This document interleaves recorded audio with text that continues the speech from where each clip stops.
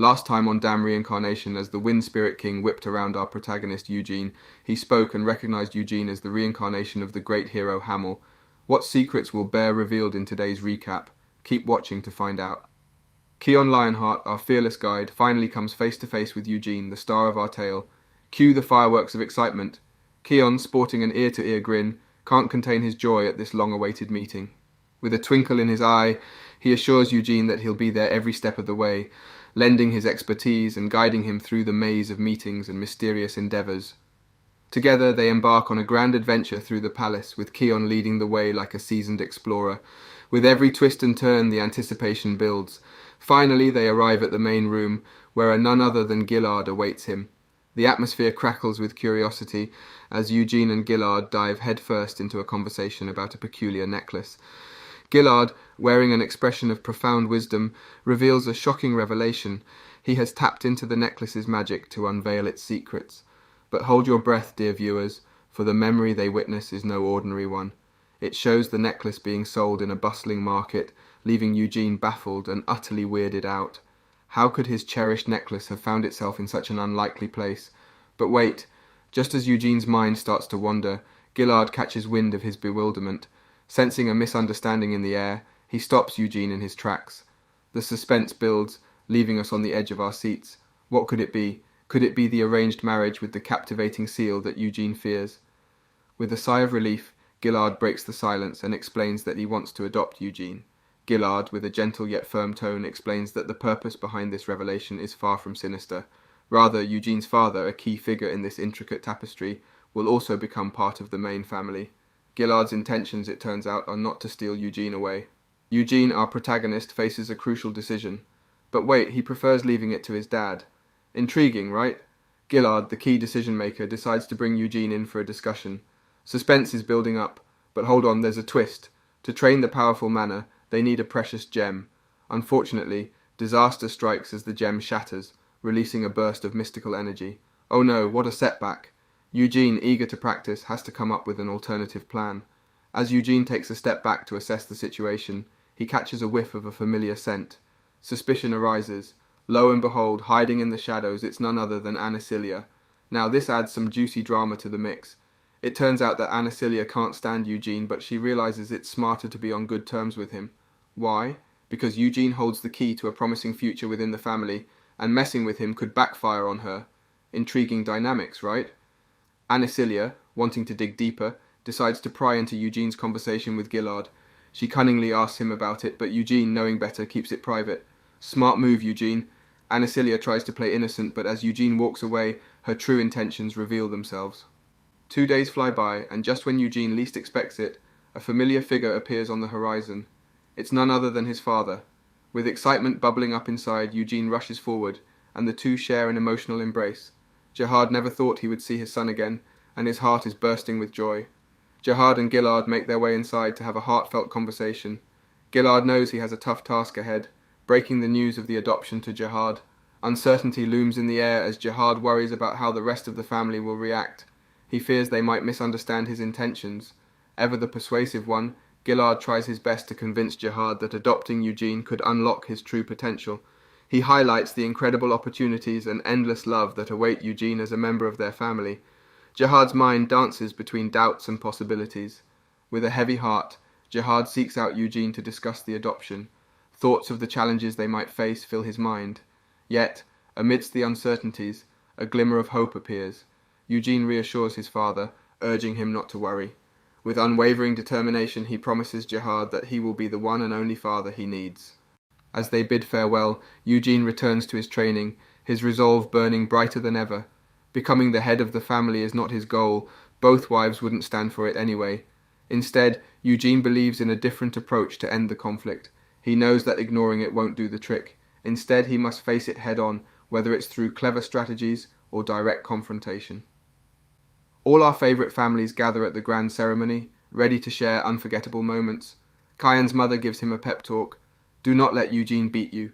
Also to become friends with him. Meanwhile, mischievous Seal pokes and prods Eugene, begging him to spill the beans to her beloved Nuna. They're siblings now. But hold on, there's more magic in the air. Iode Lionheart decides to join forces with Rebarian for some enchanting practice sessions.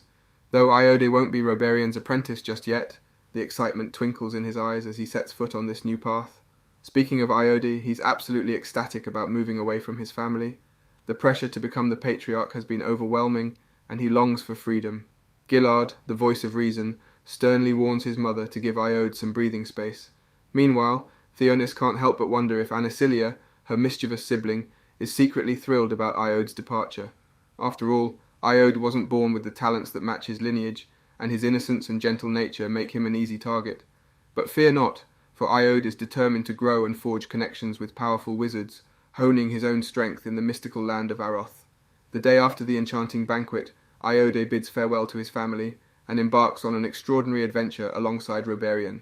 As the other branch's sons return to their own homes, Eugene and Jihad stumble upon an empty building, ripe with potential. It's the perfect setting for Eugene's magical milestone, his first encounter with mana. Now brace yourself, because learning the art of mana involves two challenging categories, breathing and body training. Both require immense dedication, but breathing takes the spotlight. In the past, Hamel favoured body training, but whispers from the wise Senya and Vermouth convinced him to switch gears. Today, Eugene eagerly dives into the mysterious world of mana, ready to unlock his hidden powers. With determination in his eyes, Eugene meets Keon, and together they venture into the dense forest, where mana flows abundantly.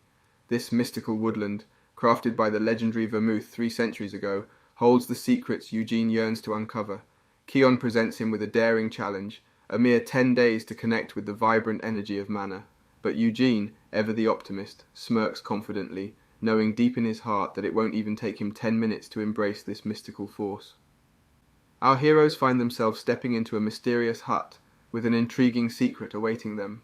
As they climb the staircase, they stumble upon a captivating ritual circle, but hold on, there's a twist. A rule states that branch families are forbidden from learning the magnificent power of mana. Instead, they are taught a lackluster red flame ritual, which pales in comparison to the original one. Talk about a major bummer. But our protagonist Eugene is no ordinary fellow. Although he doesn't know much about it, he's caught glimpses of the legendary Vermouth, a high-density layer of mana that once enveloped his body. Can you imagine that? The mana even materialized into breathtaking white flames, resembling the magnificent mane of a lion. Eugene's curiosity gets the better of him as he attempts to tap into the power of mana, and guess what? It starts working. Enter Keon, the ever-skeptical sidekick, who dismisses Eugene's newfound abilities as mere figments of imagination. But Eugene is determined to prove him wrong. Keon decides to put him to the test by casting an aura on him. With his eyes closed, Eugene astounds everyone by accurately guessing his position. Talk about a jaw-dropping moment. The two embark on a meditation journey to explore the vastness of mana within their bodies. And guess what? Eugene effortlessly surpasses Keon's wildest expectations. His core is exceptionally large, way beyond what beginners can even fathom. Keon can't help but dub him a monster in amazement. Leaving the enchanted site behind, Keon reveals a mind-boggling revelation about mana cores. Apparently they can split. They're called stars, and it was none other than Vermouth who first achieved an incredible 10 stars, a feat unmatched by anyone else. Keon and Gillard boast an impressive 6 stars each, while Cyan, Seal, and Iode trail behind with a single star. Eugene, in all his excitement, can hardly contain himself at the thought of reincarnating into a body that's leagues better than his old one. And to top it off, he's even learning the legendary Vermouth technique. This is the stuff dreams are made of. As our heroes make their way back to the castle, Keon wastes no time in sharing the mind-blowing events with his brother. But Eugene, bursting with newfound powers, can't resist the urge to test something out. Just then, like magic, Nina appears before him. He requests the sword from her, and with a flourish, Eugene infuses the sword with mana. And what happens next is truly awe-inspiring. A powerful tornado engulfs them, carrying a mysterious voice within. Who could it be? None other than the spiritual king of the wind, Tempest.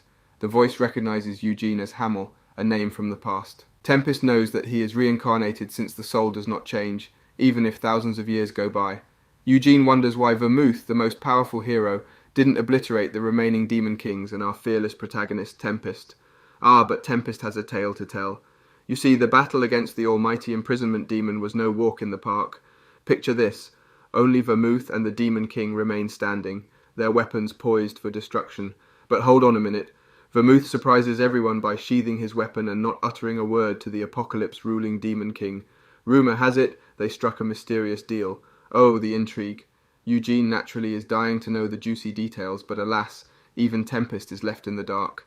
Suddenly, with a force that could topple mountains, Eugene collapses to the ground. The sheer power of the sword overwhelms him, and doubts start creeping in. What if he isn't really the reincarnation of Hamel? What if his memories were merely rewritten?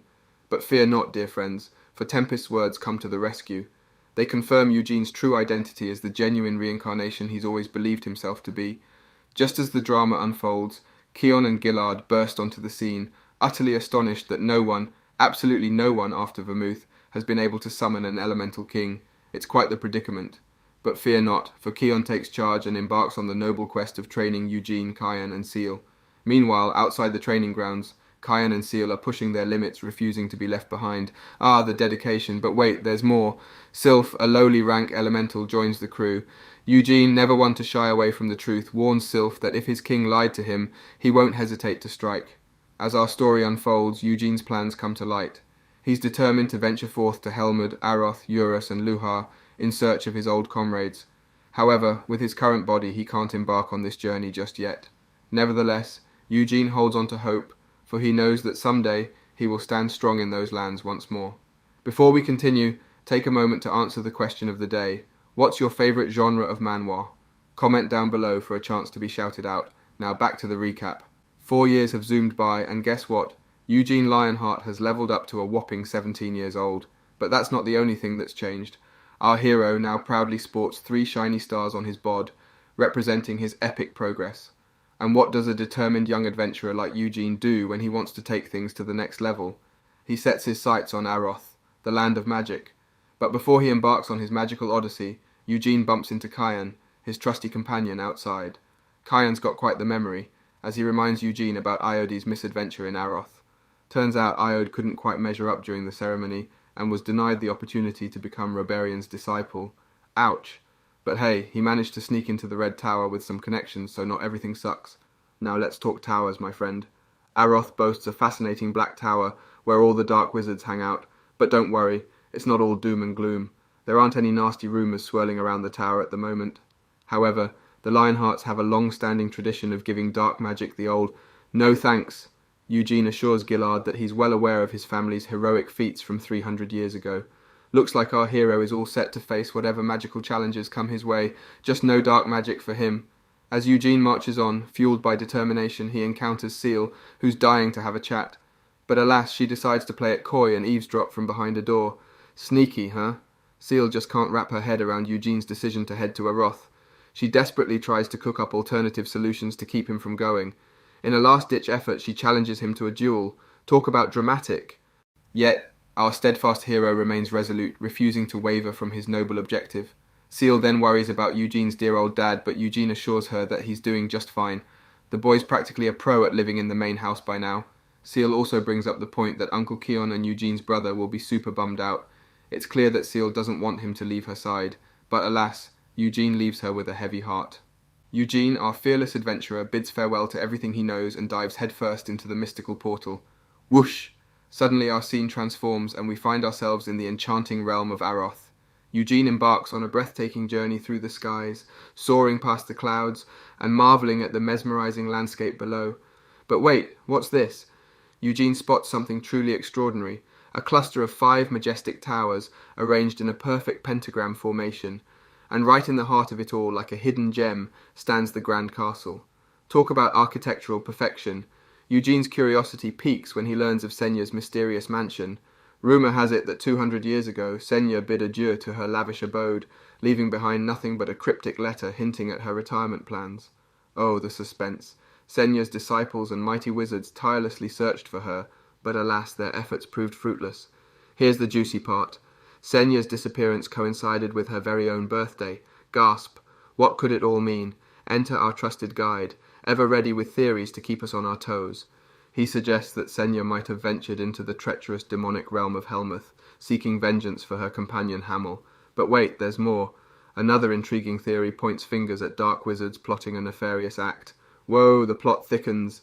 As Eugene's mind races with possibilities, he leans towards the notion that the Demon Kings themselves may be involved, considering the Dark Tower's suspicious connection to Helmuth. It's a web of intrigue, my friends. Amidst all the suspense, we witness a touching sight. the devoted townsfolk gather near Senya's mansion, praying fervently in hopes of passing a magical test. Their faith is palpable, and Eugene can't help but be moved by their unwavering belief. Taking a deep breath, Eugene bravely steps into the mansion, ready to unveil the secrets of Senya's life within its walls. In a not-so-distant past, Senya curiously probed Hamel about his grandiose future plans. To her surprise, he was utterly clueless, leaving her to wonder if he was hiding some secret ambition or just lacking imagination. Meanwhile, the ever-ambitious moron had his sights set on an extraordinary goal, becoming the king. While Hamel was left pondering Senya's question, Moron was busy plotting his ascent to the throne, much to the amusement of his friends. As the years flew by, Senya's dreams transformed into a modest desire to lead a simple life, complete with marriage, children, and eventually growing old gracefully. Little did she know that fate had other plans in store for her. Fast forward a century, and Senya found herself journeying through life without a partner, her initial dreams but a distant memory. Time had taken its toll, yet she embraced her solitary existence with a remarkable sense of resilience. Meanwhile, Eugene, a curious soul, found himself irresistibly drawn to the mysteries lurking within the basement library. He yearned to unravel its secrets, hoping to stumble upon valuable clues. However, his progress was hindered by an ever-watchful guard, preventing him from flipping open the books and delving into their hidden knowledge. Whispers began to circulate, suggesting that every night Eugene indulged in unholy pleasure with a succubus. Outraged by such outrageous rumours, Eugene's frustration reached its peak as he shouted in disbelief, bemoaning the presence of a damned succubus in such an unexpected place. Little did he know, the Dark Tower held more than just sinister sorcerers within its walls. Demons, too, lurked in the shadows, adding an extra layer of danger to his already tumultuous journey. Intriguingly enough, a notorious alley known as Bolero emerged as a hotspot for the illicit black market, with whispers of impure establishments employing succubi as bewitching waitresses. And if that wasn't scandalous enough, word on the street had it that Iode, a prominent figure, was a frequent visitor to this dark alley. Dubbed the Corrupt Alley, Bolero transformed into a den of vice and debauchery under the enchanting glow of the full moon. While Eugene had no intention of approaching Iode just yet, his determination to expose him intensified. After all, the family name had already suffered enough, and the thought of staining it further with a demon was beyond infuriating. But Eugene was a man of strategy. He knew he needed concrete evidence to confront Iode and reveal his true nature. Patiently waiting for the next full moon, he steeled himself for a trip down the twisted path of Bolero, hoping to gather the ammunition he needed to finally put an end to this scandalous chapter of his family's history. As Eugene steps foot outside the tower, he encounters a spirited girl who is the disciple of Reberian. Little does he know, a thrilling turn of events is about to unfold. Suddenly, an explosion rocks the sky above the tower, sending shockwaves through the air. To Eugene's surprise, shadow monsters emerge from the chaos, only to be swiftly caught and eliminated by the formidable Reberian, a master magician. Reberian, not one to mince words, scolds his students for their mishap in summoning magic. But amidst the tension, Eugene catches a glimpse of Reberian's incredible power, leaving him in awe. Just then, Eugene's brother Iode makes a dramatic entrance through the door, only to fall victim to the after-effects of his time with a seductive succubus.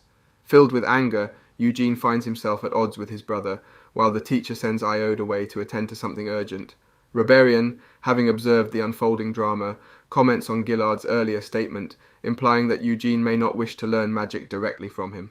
Our courageous protagonist opens up about his desire to avoid causing trouble, and the potential backlash that the Lionheart family could face. Instead, Eugene expresses his determination to learn magic on his own terms.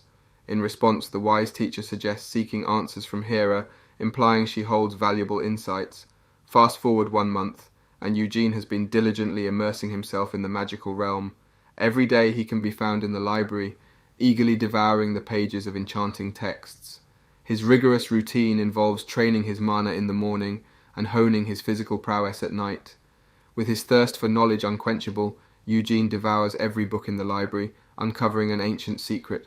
Senya, a legendary figure from 300 years ago, pioneered a groundbreaking approach to magic, dividing it into distinct levels. This visionary sorceress created the concept of magic circles, where mana flows in a circular fashion to create spells. Over time, Senya's methodology gained popularity among Aroth's wizards, except for those who ventured into unique magical domains like elemental or dark magic. Excited to put theory into practice, Eugene finds himself in the practice room with Hera, who suggests employing the tried and true magic circle. However, our determined hero yearns to infuse his own Lionheart mana method into his magical endeavours. Hera, concerned for his safety, cautions against it, as the untamed mana spiral could lead to grave injuries or worse. Yet Eugene refuses to back down, and after some persuasion, Hera reluctantly agrees to let him proceed, with the condition that she intervenes if things get too risky. As anticipation builds, Eugene begins to draw out his mana. It is a captivating ritual of white flame and intriguing magic circles. Though they may seem different at first glance, they share a fascinating similarity at their core. With the white flame method, the flow of mana dances through the heart stars, weaving its way through the very essence of magic. On the other hand, the circles, oh the circles, they harness mana through a curious hook, enabling its wielder to channel their power and increase their mana reserves. It's like unlocking a treasure trove of unlimited potential. But here's the real magic, my friends. The key lies in mastering the art of mana control, a skill that allows practitioners to adapt to any situation that comes their way. It's like having a magical Swiss Army knife, ready to tackle any challenge that arises. Oh, the possibilities are simply spellbinding. After showcasing his powerful magic ability, Hera is in awe. In a whirlwind of excitement, Hera shares the astonishing news with the esteemed Reberian. He's left dumbfounded, proclaiming Eugene to be a true marvel among magicians. The question arises, should Reberian write a letter of recommendation to the royal librarian Acreon, a privilege reserved only for the elite? The suspense builds, my friends. Time flies, and in just 1 month Eugene devours knowledge like a ravenous beast, absorbing every magical tome in sight. But wait, where did he disappear to? Aroth is unfamiliar territory to him, and he knows no one. Ah, fear not, for Hera unveils the secret. Eugene had ventured off to visit a friend, and we can't help but wonder who this mysterious friend might be. Now imagine the scene. Eugene finds himself in the bustling Murdain Square, gazing at the majestic statue of Senya, a symbol of strength and resilience. And who should make a grand entrance but the eccentric Gargis himself? Once again, he touts his family's secret potion, promising muscles that could rival Hercules. But Eugene isn't easily swayed. He yearns for answers. Curiosity piqued, Eugene inquires if Gargis knows of Bolero Alley, the very same alley where the enigmatic Iode frequents. Ah, the plot thickens. Gargis reveals a mind-boggling revelation. A giant's testicle is up for auction in that very alley. Can you believe it? And to top it off, he pleads with Eugene for a loan, driven by his desire to possess this rarity, highly sought after by magicians far and wide. As our protagonist grapples with this astonishing request, he shares a recent sighting of Iode in the corridors, his face betraying signs of succubus withdrawal. A shiver runs down his spine as we realize that the next full moon will surely bring him back to that alley. Sometime later, Eugene has returned to the towering castle, determined to confront Reberian and uncover the secrets that lie within. Without wasting a moment, they make their way directly to the room where Reberian awaits, an air of anticipation hanging in the air. Reberian wastes no time and proudly presents Acreon, the legendary royal library renowned for housing the essence of magic itself. It's a place that has captured imaginations for centuries, with its reputation surpassing even that of the magical tower texts. As Eugene tries to wrap their mind around this incredible opportunity, Reberian assures them that the timing couldn't be more perfect. After all, Eugene's knowledge of magic is still in its infancy, and Acreon offers endless possibilities for growth and mastery. Acreon holds within its ancient walls the mystical secrets from a bygone era, including the mythical texts of the greatest philosopher of all time. Among its treasures are the 3 original copies of the Witchcraft series, in which Senya poured her life's essence, and let's not forget about the fabled Sorcery, the holy grail of magical texts, of which only the first volume has been published.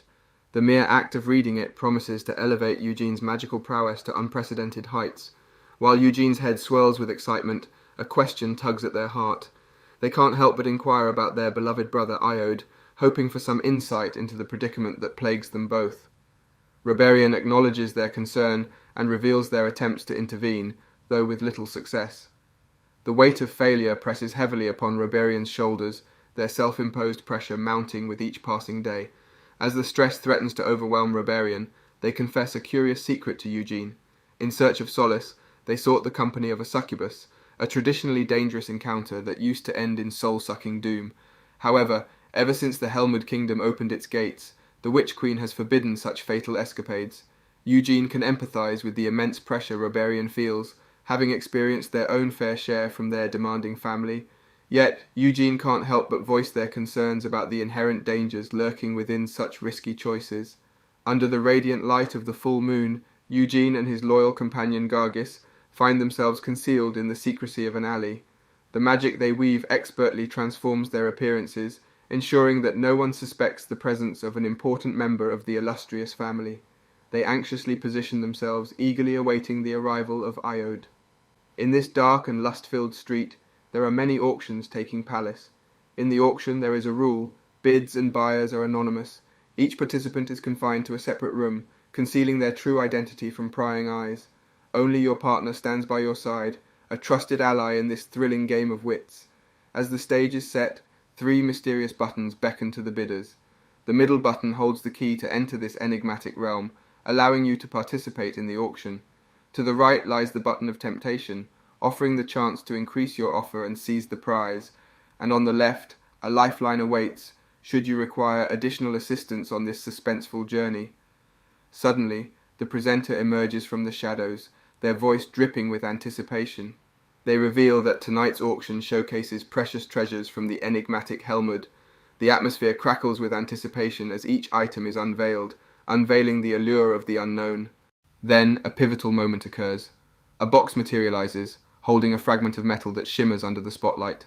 Without hesitation, a bidder named Eugene springs into action, swiftly pressing the button to claim this intriguing artifact. In that instant, he recognizes the telltale signs of the lunar light sword. Memories flood his mind, reminding him of his past life and the fateful discovery of this legendary weapon. Eugene's mind races with possibilities. Could it be that when he perished, his enigmatic comrade Vermouth vanished, leaving the shattered remains of the sword behind? Lost in thought, he is soon interrupted by the news that Iode, another key player, has arrived in the alley. Without hesitation, Eugene embarks on a swift journey, hastening to join his fellow bidders. The scene transitions to a mesmerizing parlor, inhabited by enchanting succubi who tend to the bidder's every need. Eugene, however, has a different craving in mind. He requests to be escorted to the dining room, hunger gnawing at his senses. Just as he takes his place at the table, a sudden arrival catches him off guard. His own brother Iode, drained and weakened. Eugene, our fearless hero, stealthily trails a group of mysterious individuals as they make their way towards a concealed house. Just when things seem peaceful, 3 menacing figures suddenly confront him. But fear not, Eugene effortlessly dispatches these foes with his incredible combat skills. He enters the house only to face another group of adversaries, who prove no match for his formidable magical abilities. Armed with his trusty sword, he ascends to the 1st and 2nd levels, bravely exploring each room. As Eugene reaches the 3rd level, danger looms in the form of dark magic. Swiftly reacting, he retrieves a fragment of the legendary Moonlight Sword, using it to absorb the malevolent energy. At that moment, a witch flees from the room, revealing a shocking truth. Eugene's dear father had warned him about the perils of delving into the dark arts. This revelation fuels Eugene's anger, unleashing a surge of raw power. But wait, there's more. To Eugene's surprise, 2 demons under the command of the magician emerge from the shadows to challenge him. However, these minions prove no match for Eugene's overwhelming strength. With minimal effort, he dispatches the demons, leaving the bewildered magician pondering how Eugene became so incredibly powerful. Undeterred by the magician's feeble attempts to hinder him, Eugene confronts him directly, placing his sword menacingly against the magician's throat. With a stern warning, Eugene demands the magician's cooperation, knowing full well that the stakes are high. Intriguingly, Eugene discovers a chalice used for dark rituals, containing the heart of a unicorn, a symbol of immense power and mana, often referred to as divine water. Realizing the vast difference in power between a unicorn heart and a human heart, Eugene queries the magician about the nature of the impending ritual and the type of demon it involves. Surprisingly, the magician reveals that the ritual is not in conjunction with any demon, but rather with Baron Ulfa, the subordinate incubus of Duchess Jabella, the formidable Queen of the Night. Though not at the level of a demon king, Duchess Jabella's title as a duchess signifies her considerable power. Eugene, unimpressed by the magician's explanation, expected greater significance given the use of a unicorn heart. However, the magician explains that everything was at the request of Iode, who not only purchased the unicorn heart, but also commissioned the ritual. In a moment of determination, Eugene storms over to where Iode lies, slapping him awake. When Iode groggily wakes up, he's startled to find Eugene standing there. Curiosity gets the better of him, and he asks Eugene why he's been tailing him. To Iode's surprise, Eugene reveals that he's been keeping tabs on him because he heard about Iode's recent misfortunes. Concerned for his friend, Eugene admits he's been trying to understand what Iode is going through. He earnestly advises Iode to steer clear of black magic, reminding him that he's not only a bearer of the Lionheart name, but also the main heir. Eugene can't fathom why Iode would consider making a pact with something as lowly as an incubus. Refusing to be deterred, Iode coolly responds that he has everything under control. What will happen next? Keep your eyes peeled for part 3. Don't forget to like and subscribe for more awesome recaps like this.